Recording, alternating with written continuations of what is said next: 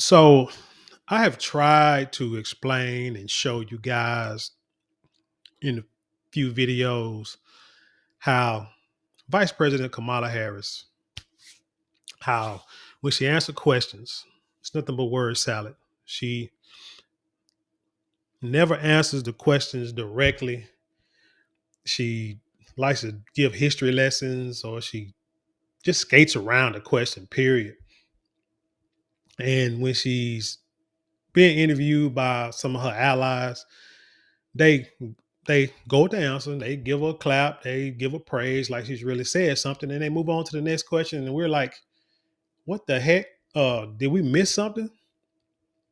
So I tried to say that before, and you know, people try to dismiss it, saying that we had, pretty much saying we hating that she's answering the questions and we just don't like Kamala Harris, this, that, and the third. Well, this past weekend she did an interview with 60 Minutes. Well, it aired on Monday, I believe. And I did a video about a preview of that interview where the brother named Bill asked her a question and she didn't answer it directly. Now, the whole interview came out.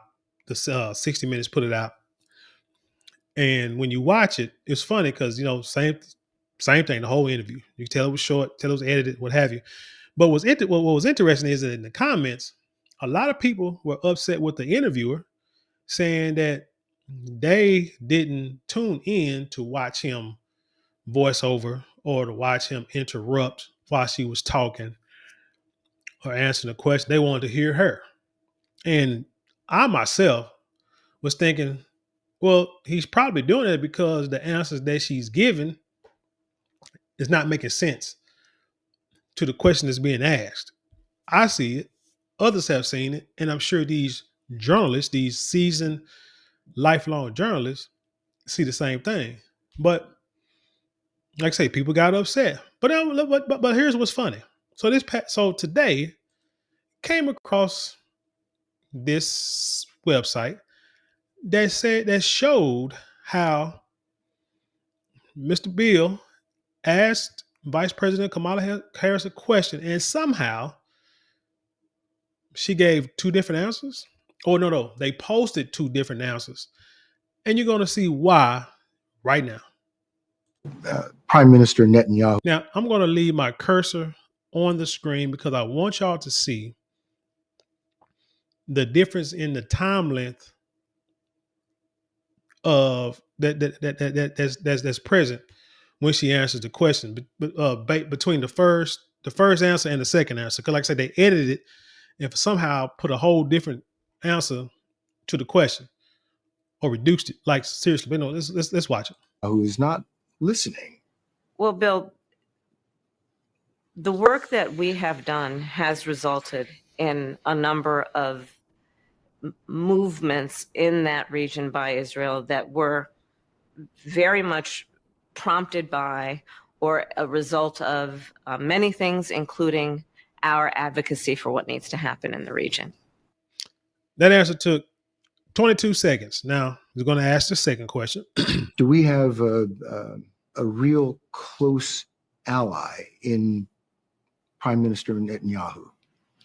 I think, with all due respect, the better question is, do we have an important alliance between the American people and the Israeli people? And the answer to that question is yes. But it seems... Remember, 22 seconds. Now we're going to the first question again. Now this is aired on the 7th. So let's see how long it takes her to answer this question. Remember, 22 seconds was the first one. You said Prime Minister Netanyahu is not listening.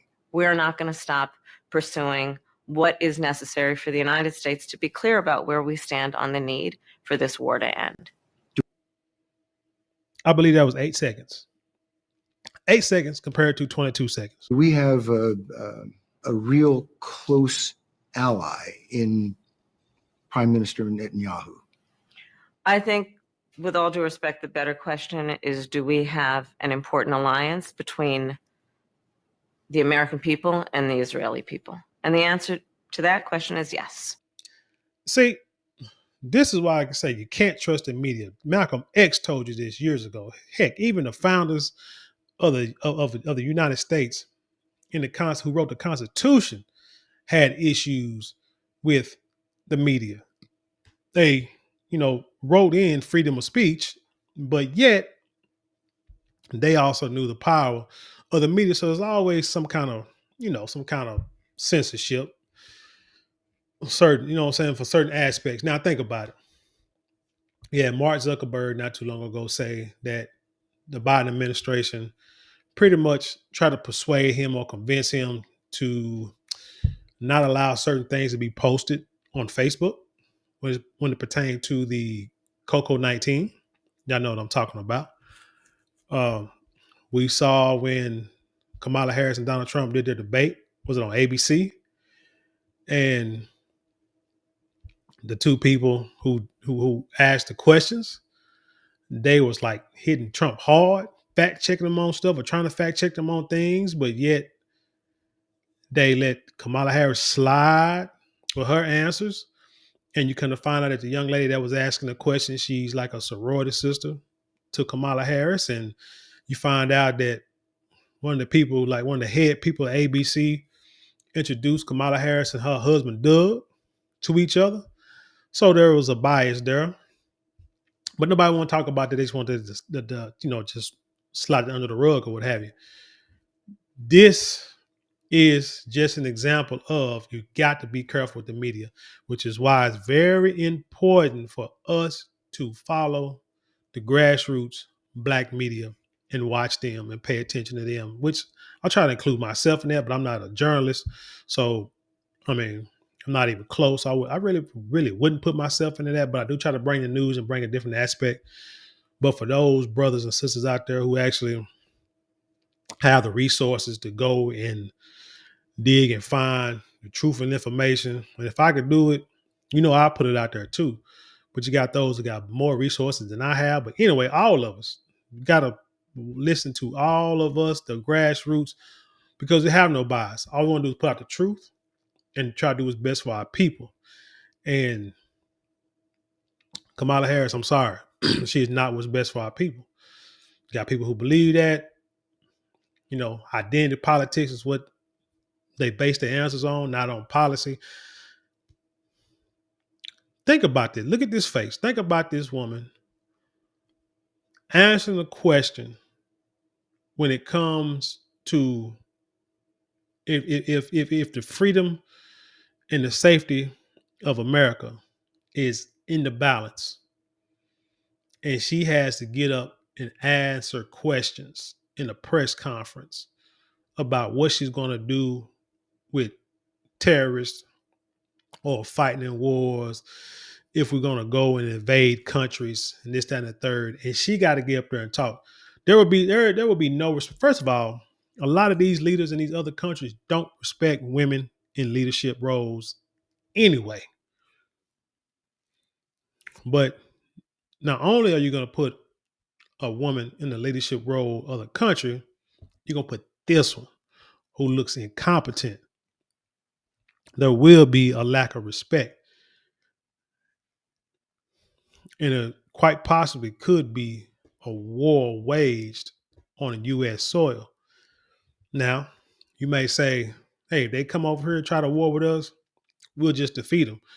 And it's possible. But when you use logic and you try to use intelligence, smart people don't want to go to war, even if they know they can win. If you watch